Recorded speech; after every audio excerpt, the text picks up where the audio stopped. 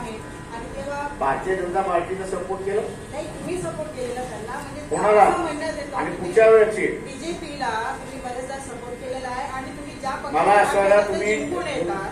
तुम्हाला एक फक्त उदाहरण द्या पहिल्यांदा पुढच्या वर्षी आणि कधी सपोर्ट दिलेला आहे. मागच्या वर्षी पण तुम्ही जेव्हा ते सभा होते विधानसभा बाळासाहेब तुम्ही बाळासाहेब मला असताना तुम्ही माझं स्टेटमेंट द्यायचं कुठल्या दिवसाचं आहे, कुठल्या वर्तमानपत्रामध्ये आले, कुठल्या चॅनल मध्ये आलेला आहे, आंबेडकर साहेब तिला पाठिंबा दिला आहे म्हणून. बाळासाहेब तुम्ही तिसऱ्या आघाडीची घोषणा केलेली आहे.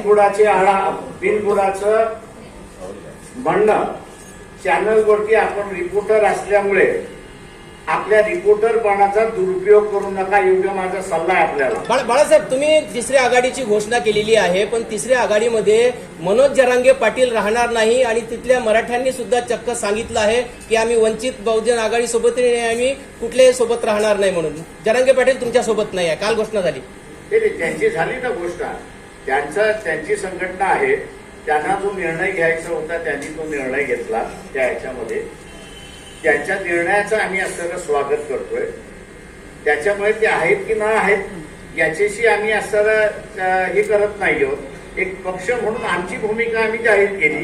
त्यांनी एका काळी व्यक्त केलं की आम्हाला असणारा राजकीय भूमिका घ्यायची आहे आणि राजकीय भूमिका घेत असल्यामुळे आम्ही सकल मराठा जिल्ह्यामधल्या समित्या ज्या आहेत त्यांचं ओपिनियन घेऊन त्यांनी असं म्हटलं की आपण या इलेक्शनमध्ये भाग घ्यायचा तर आम्ही घेऊ, नाही घ्यायचा म्हटलं तर नाही घेऊ. त्यांनी त्यांच्या संघटनेची भूमिका घेतली, त्याच्यामुळे आम्हाला फरक पडत नाही त्याच्यामध्ये.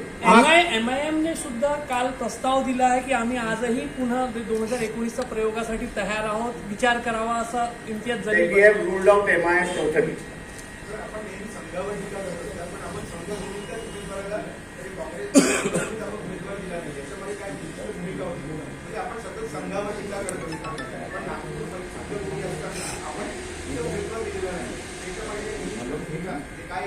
काँग्रेस आम्ही जे काँग्रेस पक्षाला अगोदर पत्र दिलं होतं पाठिंब्याचं, त्याच्यामध्ये त्यांनी असणारा आम्हाला जी 2 नावं कळवली त्या 2 उमेदवारांना आम्ही असणारा पाठिंबा त्या ठिकाणी दिला. त्यांनी मागितला आम्ही दिला.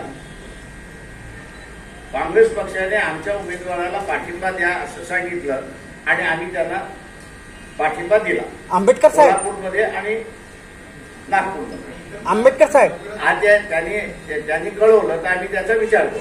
आंबेडकर साहेब 2019च्या निवडणुकीमध्ये वंचित बहुजन आघाडीच्या मुळे काँग्रेसला सर्वाधिक फटका बसला आणि भारतीय जनता पक्षाला त्याचा फायदा झाला. 2024 मध्ये सुद्धा नाही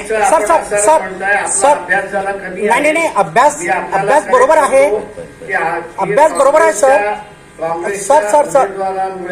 वंचित आंबेडकरी जनता भ्रमित आहे, आंबेडकरी जनता भ्रमित आहे. नाही माझा प्रश्नच नाही झाला ना सर पूर्ण. प्रचाराचा मुद्दा असणारा तुम्ही टीव्हीच्या माध्यमातून करू नका. आंबेडकरी जनता असणारा सांगतोय नाही, आंबेडकरी जनता भ्रमित आहे ना, याचं काय? आता ऐका जरा, झालं तुमचं बोलून झालं ना. बोला सर.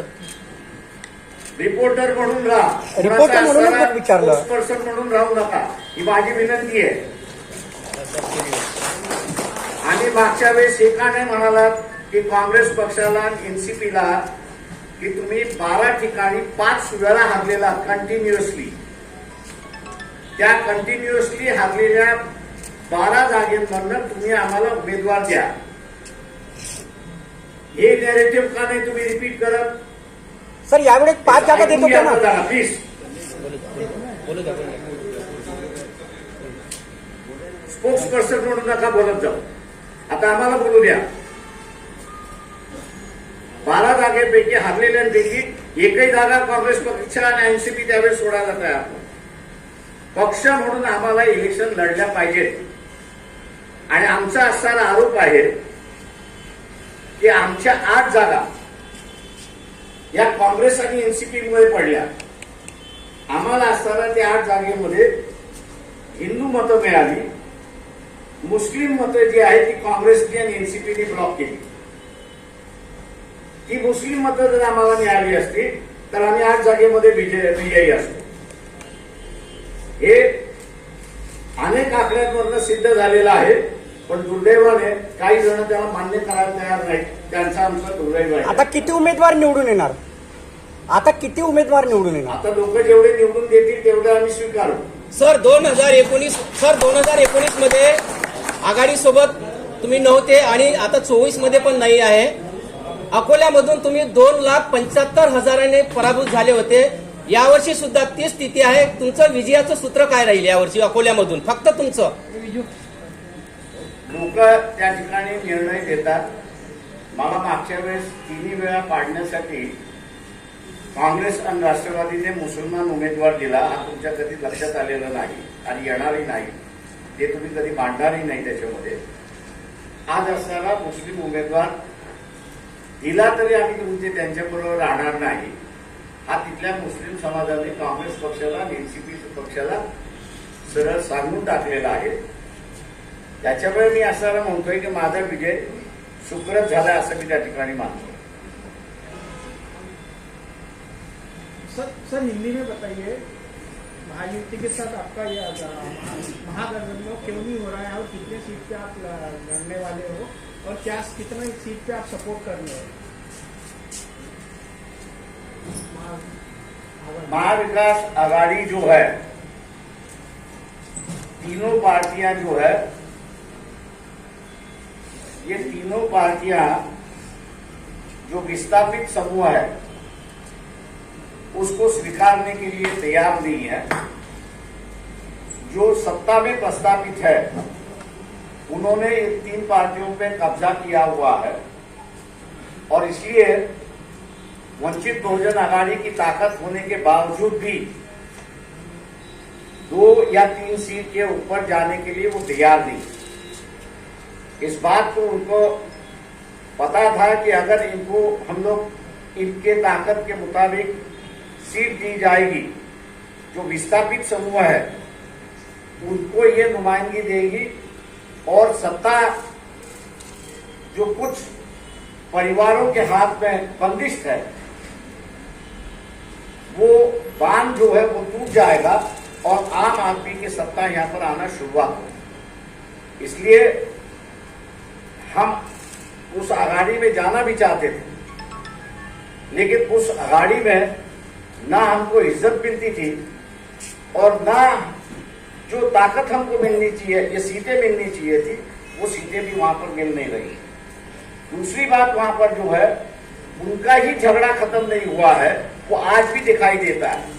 हर तीनों पार्टियां जो है वो अपनी अपनी अलग अलग लिस्ट वहां पर पब्लिश कर रही है. हम नहीं चाहते थे कि उनके खिचड़ी में हम लोग जाके फंसे और अपनी ताकत को गवा दें. यहाँ पर मैं आज भी मानता हूं कि वंचित बहुजन आघाड़ी पिछले 5 साल में एक बड़ी ताकत करके उभरी हुई है, एक पर्याय के प्राप्त में यहाँ पर उभर चुकी है और जो 4 कॉन्स्टिट्यूंसीज के उम्मीदवार आज लड़ रहे हैं, ये चारों कॉन्स्टिट्यूंसीज के उम्मीदवार जो है उनकी सीधी सीधी लड़ाई जो है वो भारतीय जनता पक्ष के साथ भारतीय जनता पक्ष में है, क्योंकि 2 उम्मीदवार जो चेंज हुए हैं वो लड़ना नहीं चाहते थे. कांग्रेस की ऐसी परिस्थिति है और इन्हीं वजहों से जो है वो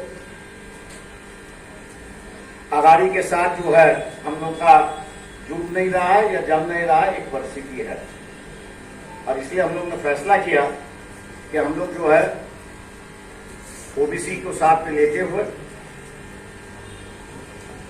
जो मराठा आंदोलन के माध्यम से जरांगे पाटिल ने अगर राजनीति में आने से अपने आप को रोका है, लेकिन उनकी जो ताकत है उसको साथ में लेते हुए यहाँ की बदलाव की राजनीति हम लोग शुरुआत करें. कौन सा लड़ने वाले हैं और कितने सीट के आंकड़े कितने सीट कही जाती है? कितनी सीट पे लड़ने वाले हैं आप? 400 पार आंकड़ेवारी कही जाती है. आप कितनी आंकड़ेवारी पर जीत कर रहे हैं? मैं जुगाड़ नहीं खेलता हूं. जो जुगाड़ करते हैं वो आंकड़े वाले की बात करते हैं. जो इलेक्शन लड़ते हैं वो लोगों पर तय करते हैं कि इनको कितना सीट देना है, कितना नहीं देना है. तो हम लोगों पर भरोसा करते हैं। कितने सीट पे आप शिफ्ट कर रहे हैं आप?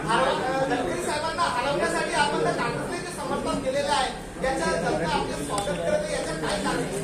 जैसे मी आपल्याला म्हणालो कि हमने जो है कांग्रेस पार्टी को चिट्ठी लिखी थी कि हम आपको एमपीए से जितने सीटें मिलेगी उसमें से 7 सीटों पर हम समझौता समर्थन देने की हम तैयार है। कांग्रेस ने हमको 2 सीटों पे बता दिया था कि कोल्हापुर की और नागपुर की सीट पर आप समर्थन दीजिए, हमने कांग्रेस दोनों का समर्थन दे दिया है। आप उसमें कौन हारेगा कौन जीतेगा उससे मुझे कोई मतलब नहीं है। सर कौन सी 4 सीट है जो बीजेपी के साथ में टक्कर होने वाली है? कौन सी 4 सीट है? 4 सीट कौन सी सीट है जो बीजेपी के साथ सीधे टक्कर है? मेरे ख्याल से खड़गे जी बताएंगे तब आपको बताऊंगा मैं।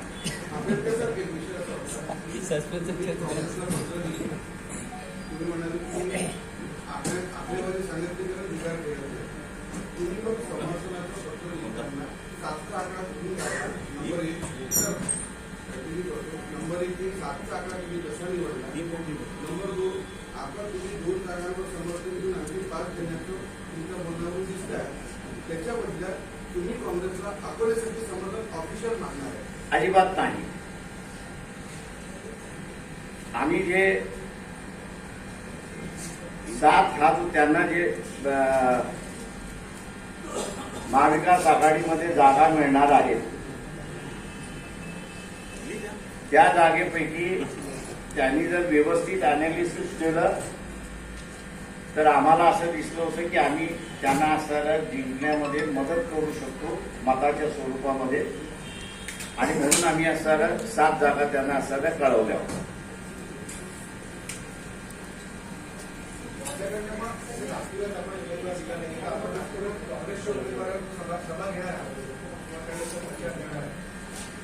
काँग्रेस पक्षाकडून अजून मला काही प्रस्ताव आलेला नाही, तेव्हा काँग्रेस पक्षाकडून जोपर्यंत प्रस्ताव येत नाही तोपर्यंत मी काही बोलू शकत नाही। प्रस्ताव कसा आहे तो तर बघितला पाहिजे मला काय, तुम्ही ऑफेंड कसे काय मला विचारताय? महाविकास आघाडीमध्ये असा आरोप होत आहे की तुम्ही आपलं मत स्पष्ट करत नाही, किती जागा पाहिजे मी आताही तुम्हाला असताना सांगितलं की महाविकास आघाडीमधली भांडणं आतून मिटलेली नाही। माझं त्यांची भांडणं असेपर्यंत आम्ही मागण्याचा प्रश्न उद्भवत नाही, त्याच्यामुळे त्यांची भांडणं मिटली असती तर आम्ही कदाचित त्यांच्याबरोबर आम्हाला कुठल्या जागा पाहिजेत ते आम्ही त्यांना सांगितलं असतं, आणि आम्ही एक असताना यादी त्यांना दिली होती की ती ज्यावेळेस आम्हाला युतीमध्ये घ्यायलाच तयार नव्हते त्यावेळेस 48 जागेपैकी आम्ही 27 जागा या कशा कशा पद्धतीने बांधलेल्या आहेत आणि आमची किती तयारी झालेली आहे त्याची यादी आम्ही त्यांना दिली, आणि आम्ही त्याच्यावरनं म्हणालो होतो या 27 पैकी तुम्ही किती आम्हाला जागा ह्याच्यातलं देत आहेत ते आम्हाला सांगा। त्यांनी आम्हाला कम्युनिकेट केलेलं नाही।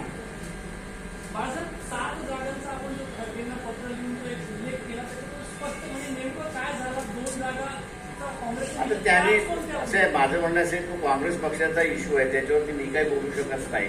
त्यांनी आम्हाला 2 जागेवरती पाठिंबा मागितला, आम्ही 2 जागेवरती पाठिंबा दिला।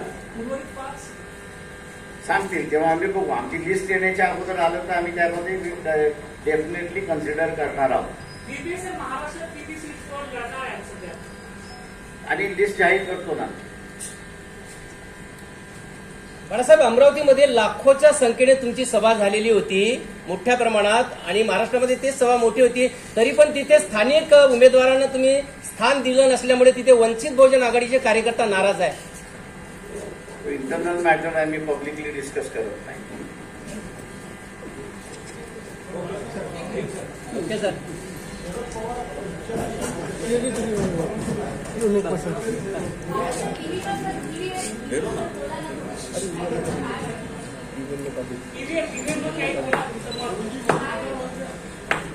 मी एवढं म्हणणार आहे की जे उमेदवार आहेत त्या सगळ्या उमेदवारांनी ह्या 4 गोष्टी केल्या पाहिजेत। एक म्हणजे भारत हेवी इलेक्ट्रिकल आणि इलेक्ट्रॉनिक कॉर्पोरेशन ऑफ इंडिया यांचे जे अधिकारी येणार आहेत रिटर्निंग ऑफिसरला पहिल्यांदा त्यांनी विचारलं पाहिजे की यांची अपॉइंटमेंट कुणी केलेली आहे, ते ईव्हीएम सांभाळण्यासाठी त्यांची अपॉइंटमेंट कुणी केलेली आहे, इलेक्शन कमिशनने केलेली आहे की त्यांची अपॉइंटमेंट या दोन कॉर्पोरेशन जे आहेत त्या कॉर्पोरेशनने केलेली आहे. त्यांची अपॉइंटमेंट जर इलेक्शन कमिशनने केली नसेल तर त्याच्याबद्दल त्यांनी आक्षेप घेतला पाहिजे आणि हे इलेक्शनमध्ये भाग घेणार नाही त्याचा असताना दक्षता घेतली पाहिजे. दुसरं जे आहे टॅग किती येतात, सील करणारे टॅग किती येतात त्याचा त्यांनी हिशेब मागितला पाहिजे आरोकडे, रिटर्निंग ऑफिसरकडे की किती टॅग आलेले आहेत आणि ज्या दिवशी सील होणार त्या दिवशी किती टॅग सील झाले आणि किती शिल्लक राहिले त्याचा असताना हिशेब मागितला पाहिजे. तिसरी गोष्ट जी डेमॉन्स्ट्रेशन होणार आहे ते फक्त 50 मताचं नाही, तर रिटर्निंग ऑफिसरला त्यांनी सांगितलं पाहिजे की एक पूर्ण मशीन, मग त्याच्यात 800 मतदान असेल किंवा 1200 मतदान असेल, हे पूर्ण 800 आणि 1200 मतदान तुम्ही आम्हाला करून त्या ठिकाणी दाखवा. उमेदवार जे मतदार आहेत ते आणि 800 आणि 1200 जे मतदान दाबल्या जाईल त्या प्रमाणात या उमेदवाराला किती दाबले, या उमेदवाराच्या नावाने किती दाबले, म्हणजे जेवढे उमेदवार आहेत त्याच्या नावाने कुणी कुणी दाबलेले आहेत त्यांचा आकडा घेऊन जेव्हा रिझल्ट हे जे बटन दाबल्या जाईल आणि त्याचा डिस्प्ले जो होईल तो डिस्प्ले दाबलेल्या बरोबर आहे की नाही याचा त्यांनी असताना खुलासा त्या ठिकाणी केला पाहिजे. जी ईव्हीएम आणल्या जाईल, रिटर्निंग ऑफिसर जी ईव्हीएम आणेल ती नाही, तर रॅन्डमली सिलेक्ट झालेली ईव्हीएम जी आहे ती त्यांनी त्या ठिकाणी घेतली पाहिजे. चौथा त्याच्यामध्ये त्यांनी वोटरला जागृत केलं पाहिजे की बटन दाबता दाबता ते जे पेपर ट्रेल आहे त्या पेपर ट्रेलवरती त्यांनी दाबलेलं बटन म्हणजे सिम्बॉल हा उमटलाय की न उमटलाय हा त्यांनी त्या ठिकाणी बघावं. हे सगळं करून झाल्यानंतर सुद्धा उमेदवारांनी एक अर्ज रिटर्निंग ऑफिसरला त्या ठिकाणी दिला पाहिजे. तो अगोदरच दिला पाहिजे माझं म्हणणं असं आहे, आणि तो म्हणजे मागच्या काउंटिंग मध्ये असं लक्षात आलं की 373 मतदारसंघामध्ये पोल वोट्स आणि काउंटेड वोट्स याची टॅली झाली नाही.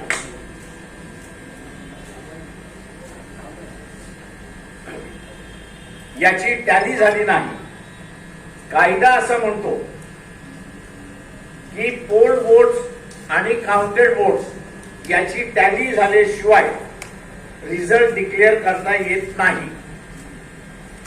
आणि म्हणून सगळ्या उमेदवारांनी रिकाउंटिंगचा अर्ज अगोदरच त्या ठिकाणी दाखल केला पाहिजे की पोल वोट्स आणि काउंटेड वोट्स याची टॅली झाली नाही, तर त्यांनी असणारा पेपर ट्रेल याची काउंटिंग मागणी केली पाहिजे. पार्लमेंटने मंजूर केलेला कायदा कंडक्ट ऑफ इलेक्शन पोल्स 1960 या कायद्यानुसार पार्लमेंटात असं म्हणतंय की ईव्हीएम मधला एक निकाल आणि पेपर ट्रेल मधला एक निकाल हे दोन वेगवेगळे असतील तर पेपर ट्रेलचा निकाल हा फायनल मांडावा हा पार्लमेंटने कायद्याने त्या ठिकाणी केलेला आहे. याचा अर्थ पार्लमेंट सुद्धा ईव्हीएम वरती विश्वास ठेवत नाही आणि म्हणून ईव्हीएमची प्रोव्हिजन करत असताना बॅलेट पेपरची असणारी प्रोव्हिजन त्यांनी रद्द केलेली नाही हे आपण लक्षात घ्या. आणि म्हणून कॅन्डिडेटनी मी दिलेल्या सूचना जर त्या ठिकाणी तंतोतंत पाळल्या तर हेराफेरी करण्यासाठी जागा राहत नाही. कारण बॅलेट काउंटेड आणि बॅलेट एकदा झालं की ईव्हीएम पेपर ट्रेल त्या ठिकाणी काउंटिंग होतो. ईसीएलचे जे अधिकारी आहेत हे जर इलेक्शन कमिशनचे अधिकारी नसतील तर त्यांना ईव्हीएम हँडल करता येत नाही. आणि त्यांना जर ईव्हीएम हँडल करता येत नसेल तर पुन्हा बॅलेटवरती यावं लागेल अशी असणारी परिस्थिती आहे. आणि म्हणून मग काउंटिंग ईव्हीएमचं करण्याच्या ऐवजी तिथे पेपर ट्रेलची काउंटिंग ते त्या ठिकाणी मागू शकतात अशी परिस्थिती आहे. कारण का इलेक्शन कंडक्ट करण्याचा अधिकार हा इलेक्शन कमिशनच्या अंडर असणारा जो अधिकारी आहे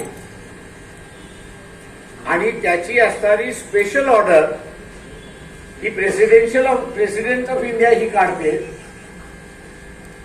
आणि तोच इलेक्शन मध्ये असणारा भाग घेऊ शकतो, उरलेला घेऊ शकत नाही. त्याच्यामुळे भारत हेवी इलेक्ट्रिकल आणि ईसीएल यांच्या अधिकाराची ऑर्डर ही जर प्रेसिडेंटनी काढलेली नसेल तर त्यांना इलेक्शन मध्ये भाग घेता येत नाही. हा असणारा ऑब्जेक्शनेबल मुद्दा प्रत्येक कॅन्डिडेटनी तिथे उपस्थित केला पाहिजे आणि त्याच्यावरती असणारा आरोचा निकाल त्यांनी घेतला पाहिजे. भाजपला जेव्हा कोणते मुद्दे नसतात तेव्हा ते काहीतरी घडवतात.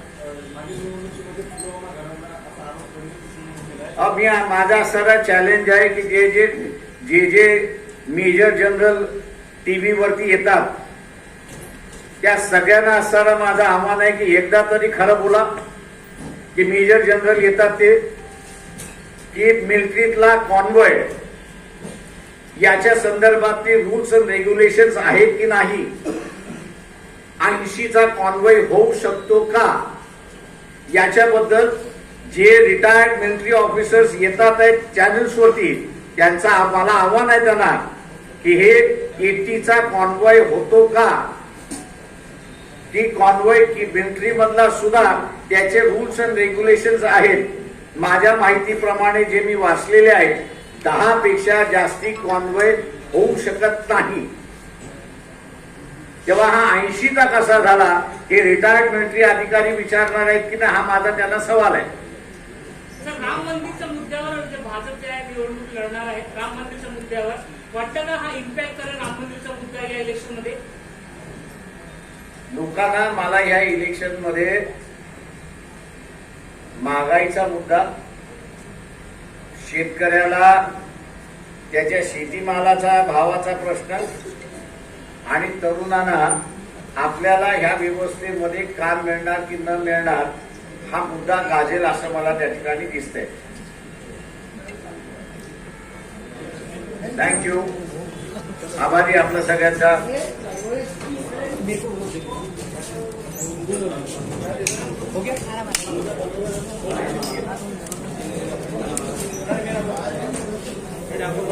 उमेदवारांसोबत फोटो